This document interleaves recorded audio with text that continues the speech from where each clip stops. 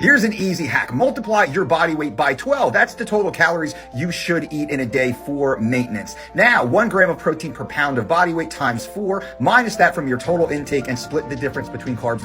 One person says, there is no way my maintenance is 1,300 calories. I track and I eat 1,800 to 1,900 without gaining. And the other says, my maintenance is not 1,300, it is around 2,100. So is the formula wrong? Let's look at my numbers. I weigh 114 pounds, so multiplying that by 12 will get to 1,368 calories. Yet my actual maintenance is between 1,900 and 2,100 calories per day. So I agree with the comments that this formula does not apply to everyone. Interestingly, he's not the only one who says that you need to come up with this macro split. There are many other people online who also share his idea, multiply your weight by 12 and that is your maintenance calories. And I saw the confusion that was in their comments sections. Their followers are not alone. If you have ever started a diet, you have probably spent hours staring at your tracking app or looking for advice online as you try to find and hit that perfect macros target. Is it 40-20-20? No, that will not actually come to 100. Is it 40-30-30? Is it 50-50? Is it 10-80-10? You have probably had the keto crowd say that you need 70% fat. And here you have the old school bodybuilders saying that your diet has to be 50% protein. And then you have these balanced fitness gurus who go with the 40-30-30 or something similar. We have been led to believe that weight loss requires a certain macro split. And if you do not have the perfect percentage of your fats, your carbs, and your protein, then you will not lose weight. But have you ever noticed that people lose weight on keto diets, on high carb diets, on high fat diets, on any other kind of diet? So is there a perfect macro split? Or have we been so busy calculating these percentages that we have actually missed what matters? Today we are breaking down the macro splits to find out if the ratios really matter, or people are out here scratching their heads for nothing and being told that they need to have 1,300 calories as maintenance when they're losing weight. That is crazy.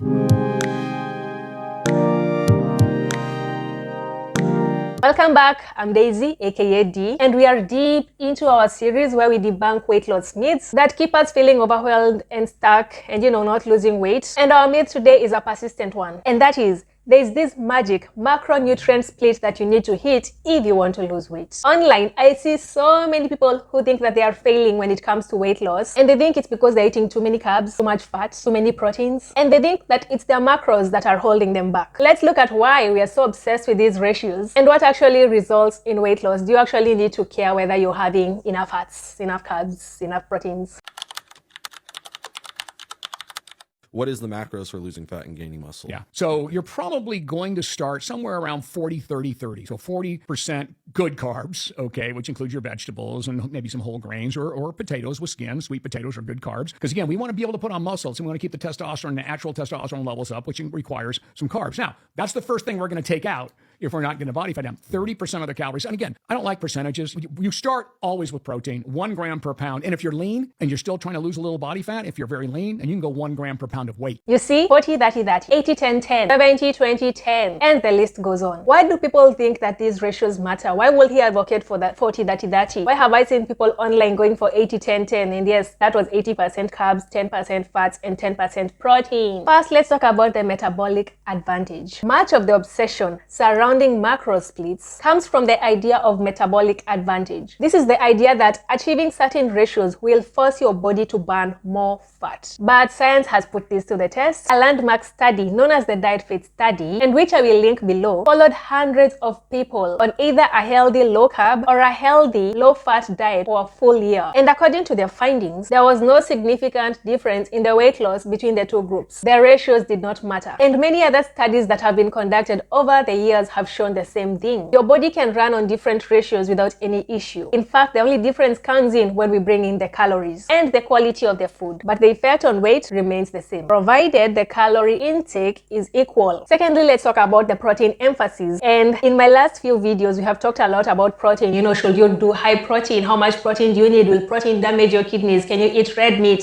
Is plant protein better than animal protein? All those videos are in my weight loss needs series, and if you missed them, you can look at that. But now let's talk about the protein emphasis and its impact on the macro splits ratios. Now, while there is no perfect macro split, priorities matter. And you may have noticed that many fitness influencers tend to focus more on protein than any other macro. You even saw it in the last video I played, where he talked about why you need to focus more on protein, and then he doesn't really care about percentages when it comes to the other fats and carbs. And that's because, as we talked about in myth number 14, while you do not need an excessive amount of protein to lose weight, you do need enough to protect your muscle. However, once you hit your protein floor, which is usually 1.2 to 1.6 grams per kilogram of your body weight, when you're trying to lose fat, then the way that you split the remaining carbs and fats is entirely up to your preference. For example, if you're the kind of person who loves pasta and fruits, then you can go high carb. Like, I am naturally a high carb person. At least 50% of my calories come from carbs because I love carbs, and that's okay. I'm still able to maintain my weight as it is while eating this diet that is presumably very high in carbs. If you're the kind of person who loves avocados and nuts, then you can go high in fat. The right split is the one that allows you to enjoy all the foods that you love without feeling deprived, but still meeting all your nutrient goals, because yes, you still do need all those macros and you still do need micronutrients, but there's no like hard ratio that you have to hit in order to get all of these things. Third, let's talk about the calories, because it's always about the calories. I know I sound like a broken record when it comes to calories, but it's because it works. Macro splits are just one way to organize your calories. But if your split calls for 1800 calories in order for you to lose weight, and then you're consuming 2000 calories, then you will not lose weight because you will not be in a calorie deficit. But that's assuming that your split is designed around your actual total daily energy expenditure. In the same way, if your split is so restrictive because it keeps you from enjoying the macros that you actually love, that you end up binging on foods that you like, on your Friday nights, your Saturday mornings, then you will not lose weight. It doesn't really matter how you have split your macros, because that's just how you're organizing your calories. What really matters is, at the end of the day, are you in a calorie deficit? At the end of the week, have you maintained that deficit? And it's a long-term game, it's day to day, week to week, month to month. All in all, there's no universal split, for macros that works for everybody. The best split for weight loss, if you're on a weight loss journey, is the one that allows you to get into a calorie deficit without feeling like you want to quit every other day.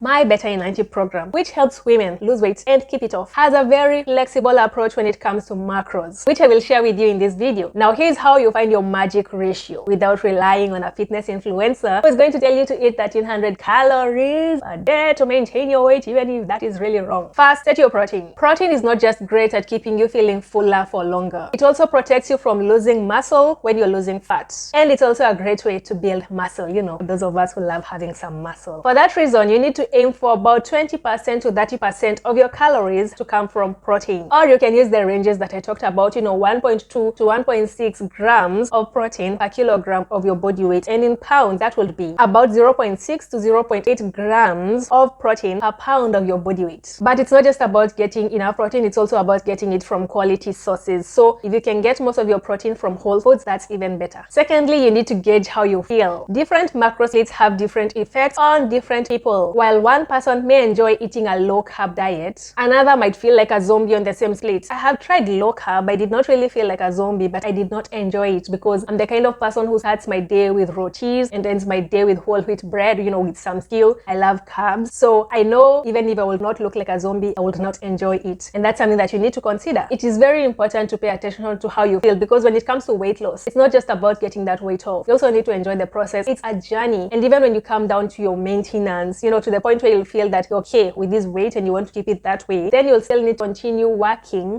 subconsciously to keep yourself at that weight. And that requires you to do things that you actually enjoy. And that hinges on your macro splits. For example, if eating high carb makes you feel sleepy, then you can say, I'm going to go a bit low carb and, increase my fats so that I can avoid feeling this way after every meal. You don't have to work with generic macro splits. Just because something works for another person does not mean that you'll feel as good as they do on that split. Finally, embrace the 80-20 quality rule. And what do I mean by this? Instead of obsessing over whether you're hitting the perfect macro split, focus on eating 80% whole foods and then just leave the 20% for other foods, like your favorite treats or, the snacks that you like making. Leave that 20% for these foods. And the good thing is that when you mostly eat whole foods, then you find that the macros kind of just balance themselves out, because you're getting enough fiber, you're getting enough micronutrients, and you're also leaving room for your favorite treats. And because you're not feeling deprived, you find that it's actually easy to just continue down that road, and that does away with this need to, binge or, just change your diet, keep changing your diet every other week because you kind of create this lifestyle which you enjoy and which is sustainable. So can you stop stressing about how many carbs, proteins, or fats you're eating? The answer is yes. Weight loss is not about perfecting your macro splits. Instead, it's about creating a lifestyle that you enjoy while also paying attention to your calories so that you can remain in a deficit, because at the end of the day, that's the only way you're going to lose weight. Unless, of course, you have surgery, and now that's a different case. That said, which macro split have you tried in the past? Is it low fat? Is it low carb? Is it very high protein? Drop your experience in the comments because I want to know what worked and what did not for you. Hit that like button if you would like to join me on debunking other weight loss myths, and I will see you in the next one. Bye bye.